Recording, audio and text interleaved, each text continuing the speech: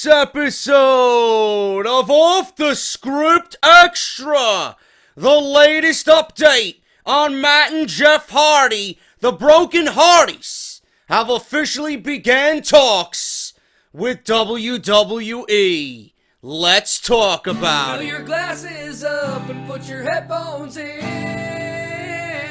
because it's time for Off the Script. And all you fucking goons and assholes, get in line and hit subscribe, because it's time for Off the Script. Hit the like button and share it around. You can even pull your fucking pants down, because it's time for Off the Script with JD from New York 206, because it's time for Off the Script, because it's time for Off the Script.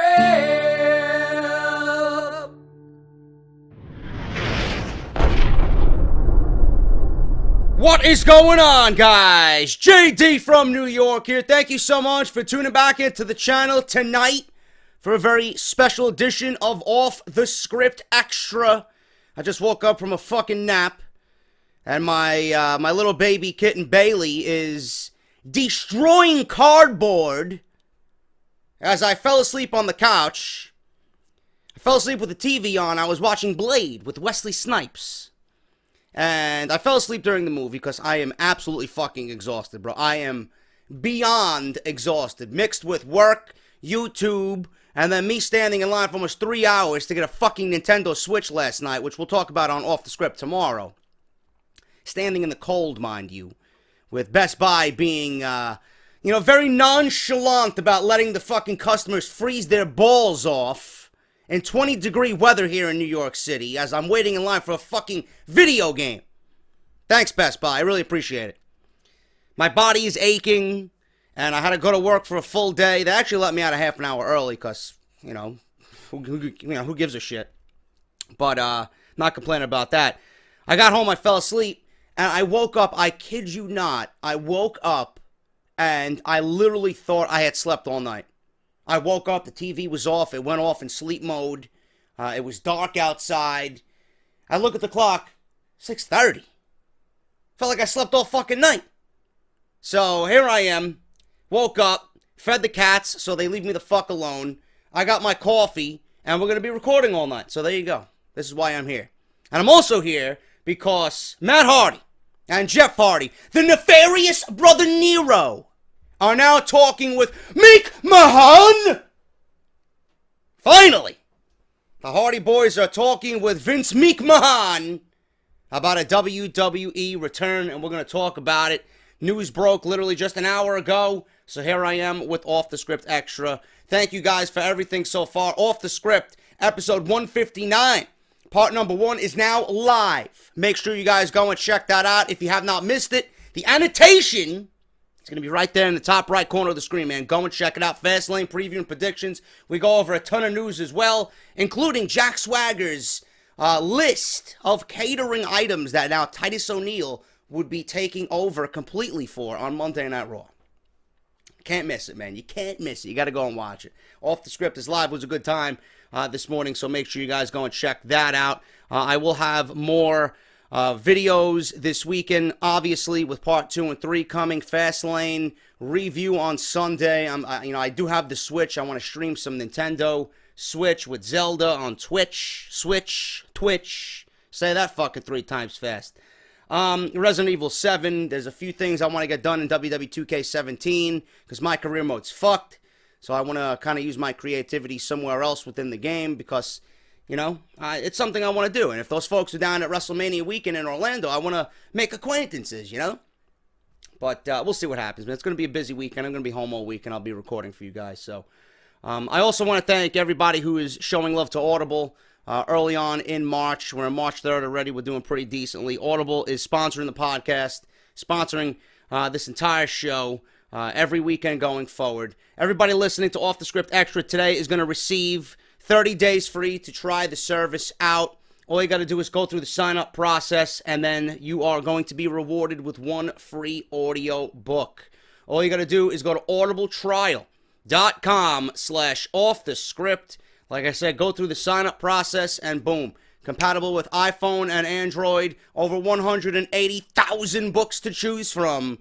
And a lot of those are wrestling-related books, man. And I just read today that Justin Roberts has a new book coming out. Not sure if that's available for pre-order, but I'm sure he has a ton of stories about WWE leading up to his termination from the company just a few years ago. AJ Lee's new book, Crazy is My Superpower. Jim Ross, new book coming out later this year. Mick Foley, Chris Jericho, Bob Holly, The Death of WCW, JTG, Hulk Hogan, Shawn Michaels, Daniel Bryan, Dusty Rhodes, Ric Flair, you name it. They're all on there, man. Make sure you guys go and check that out and show some love to the podcast and Audible. audibletrial.com/offthescript. Thank you guys so much. And yes, some of you did ask me about the new t-shirt. The new t-shirt on barbershopwindow.com/offthescript. We are official partners with Barbershop Window and Pro Wrestling Tees. That will hopefully be up either Saturday or Sunday. I will let you guys know on Twitter. So please follow me there at JD from NY206. It should be available for order, so you guys can get that before WrestleMania weekend.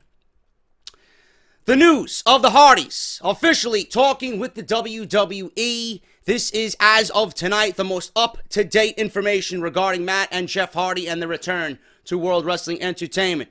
To some, it's been a long time coming, and others are nervous about what it will mean for the Broken Universe. But the Broken Hardys appear to officially be talking to the WWE. Or it might very well be the other way around. Regardless of who reached out first, there is still momentum toward a Hardy WWE return. Ryan Satin of Pro Wrestling Sheet, who seemingly is all over this story. Whenever he has something important, it's always reported through Ryan Satin and Pro Wrestling Sheet. He is reporting. His sources are reporting with direct knowledge of the situation. They have confirmed that WWE officially started talking to Broken Matt and Brother Nero as soon as the announcement was made that their Impact Wrestling contracts had expired. WWE will usually send feelers out for a big name they're interested in to see if they're actually available, but they won't explicitly invite them to discuss coming into the company for legal reasons because they don't want to get caught up in tampering allegations. Meaning that they want to wait till their contract is officially over. They want to make sure that they're officially done with their prior company, because you can't really talk to anybody who was under contract with somebody else, and you can't lure them away. That would be very, very bad for WWE, tampering with talent who is contracted to another promotion. Bruce Pritchard has explained many times how he did this while in talent relations at WWE, and this new report seems to be on par with that strategy. So with this new report, it certainly looks like there is actual talk of coming back, which might include payment negotiations, possible angles, and everything else that comes with a professional wrestling contract. The new report notes no new deal has been offered at this time, but right now it is looking as though Matt and Jeff Hardy will return with or without the Broken Hardys gimmick. And that is the absolute latest on everything. Now, I did make a video on the situation that was also reported by Ryan Satin of Pro Wrestling Sheet when the news broke of them officially leaving Impact Wrestling. Now, Matt and Jeff felt dissed during the contract negotiations with Impact, and their lawyer was told to call WWE if they did not like the offer being given to them by Impact Wrestling. It's unclear what creative plans for the brothers are if they do indeed get signed.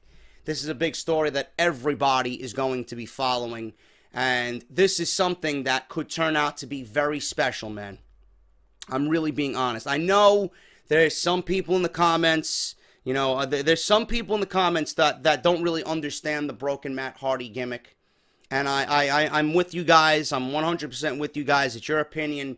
You know, I totally agree in some people's assessments that with the casual WWE fan, especially those who are younger now who might not know what the Hardys were to the WWE, and especially now following their career from WWE to TNA, especially now, those people aren't going to know what's going on with these guys. They're going to come into the WWE. It's either going to fail with those particular people, with that particular demographic, or it's going to get over like crazy. And I'm going to be leading towards the sides if it's going to get over like crazy. This is an infectious gimmick, man. This is a fun gimmick. He could be serious. He could be fun. This is what's great about professional wrestling. The fact that Matt is always in character, the fact that he is so involved with literally everything that his character is, it's going to be something special when he makes his return to the WWE under this gimmick. Now, everybody's talking about, he might not be able to use the broken universe in the WWE. That would be foolish.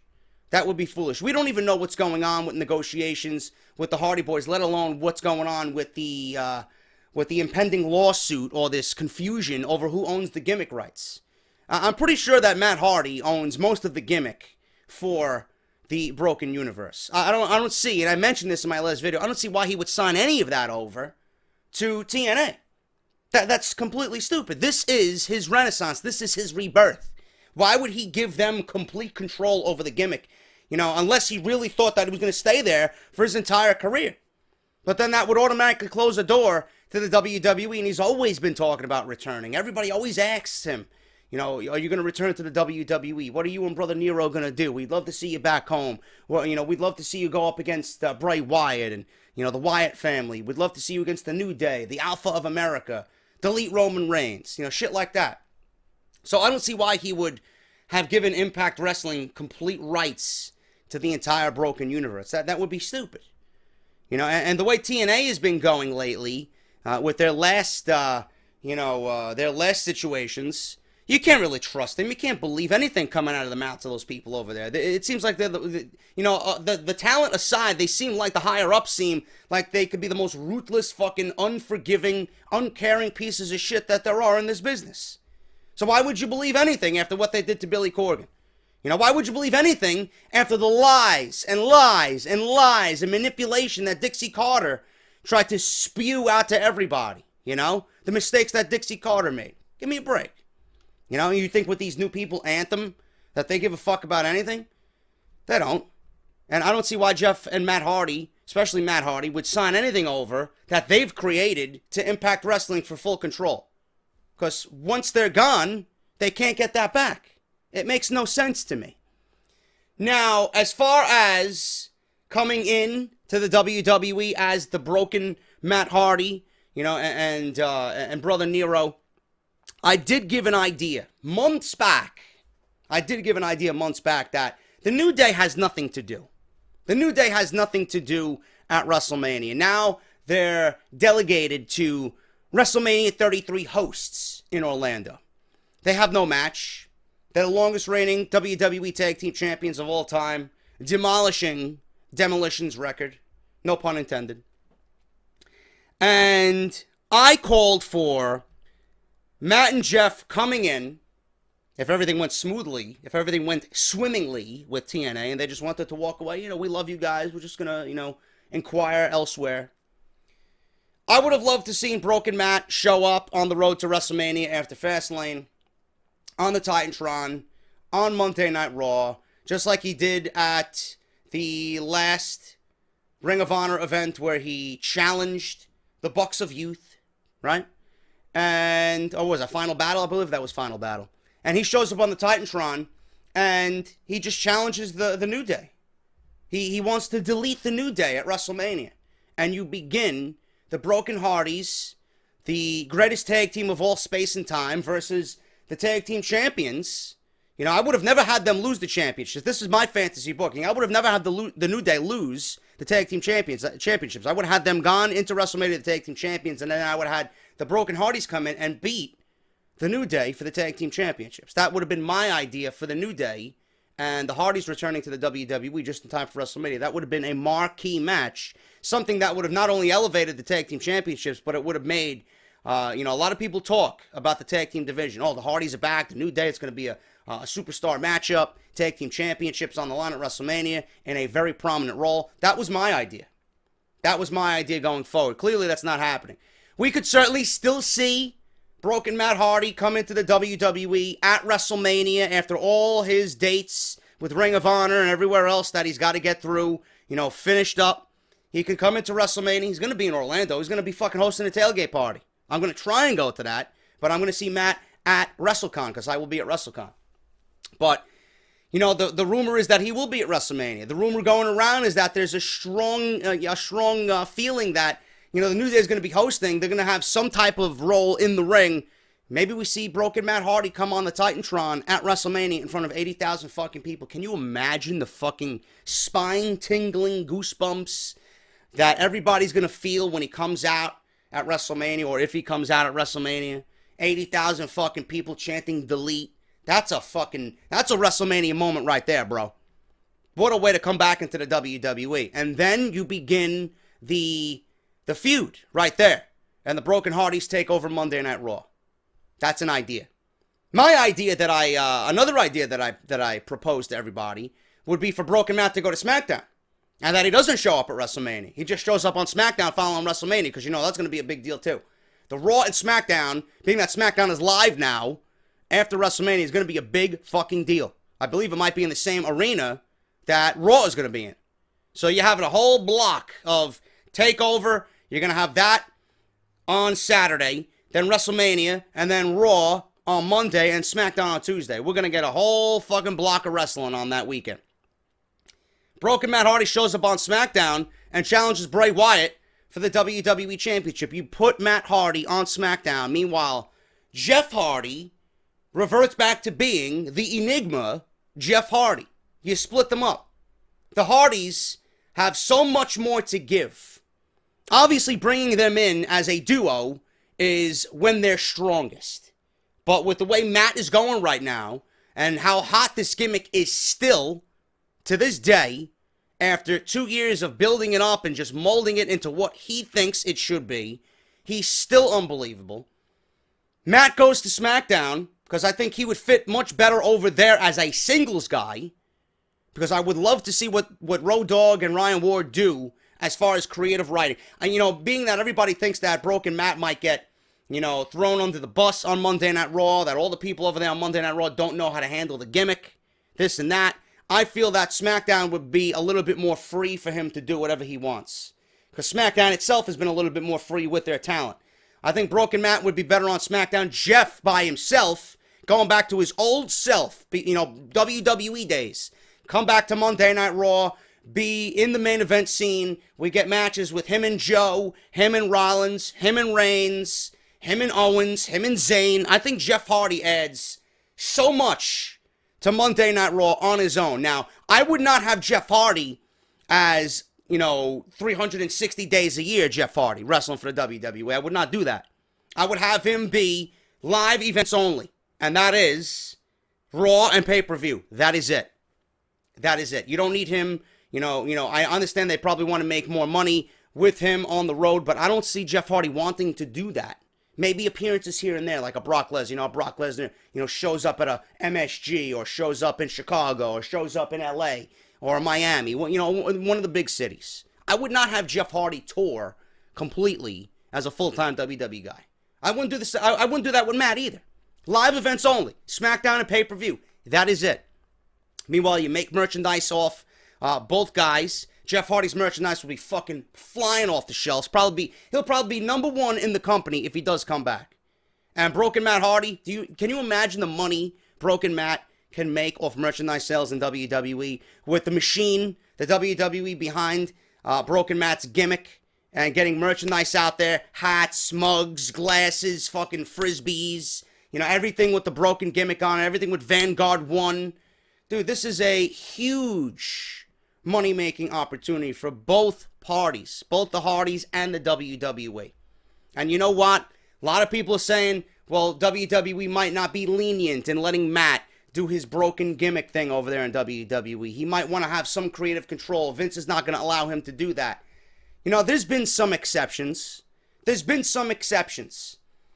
at this moment where I want to believe You know, I understand I pick apart WWE whenever I can. I want to believe that Triple H, Vince McMahon, who I'm sure know of what Matt Hardy has done and the renaissance that is his career now. He revitalized his fucking career and life with this gimmick.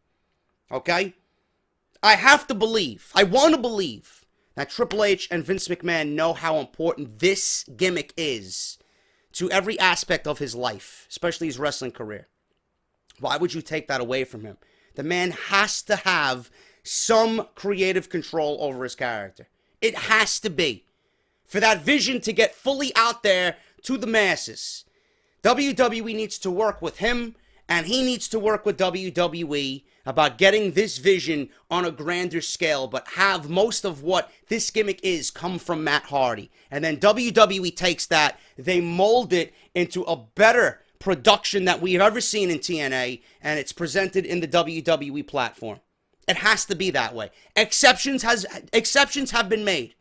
I think the Hardys, with their long-standing longevity in WWE and in the wrestling business itself, and the fact that they have, resurrected their careers. Matt is more popular than he has ever been in his entire career. Jeff is still hugely popular. These are must-see acts. If WWE wants this type of money-making act, something that's going to get over with the fans, something that's going to increase ratings, something that's going to be must-see TV, something that's going to drive interest to your company when there is none right now, work with these guys and make an exception. I want to believe that an exception is going to be made for these guys. I really hope so. I don't want to see these guys come back as regular Matt and Jeff. That's not what we want. Matt Hardy's been on our interview saying that this is what he will be for the rest of his career. Old Matt Hardy is dead. Jeff is another story. But Matt has to remain the same. If you stray from that, I don't think this return is going to do anything at all. That's just my honest opinion. Also, guys, I want to make a quick mention. Now, the reason why TNA, Impact Wrestling, have pretty much not negotiated the way that they should have with the Broken Hardys and Drew Galloway and Mike Bennett, Maria Kanellis. I mean, look at all that talent that just left within the last week. That's a lot of fucking talent. Alberto El Patron, who I just called a match for against Low Key at House of Glory, HOGWrestling.net for all your House of Glory needs. Alberto El Patron is officially locked down to a deal with Impact Wrestling. He made a big splash during his debut at Thursday's TV taping. So, this is what they do. All the money that they wanted to negotiate with the Hardys for, and Drew Galloway and Mike Bennett, they let these guys walk. They put it all towards Alberto El Patron. And you know what? That's already working for them. They gave him the fucking World Championship.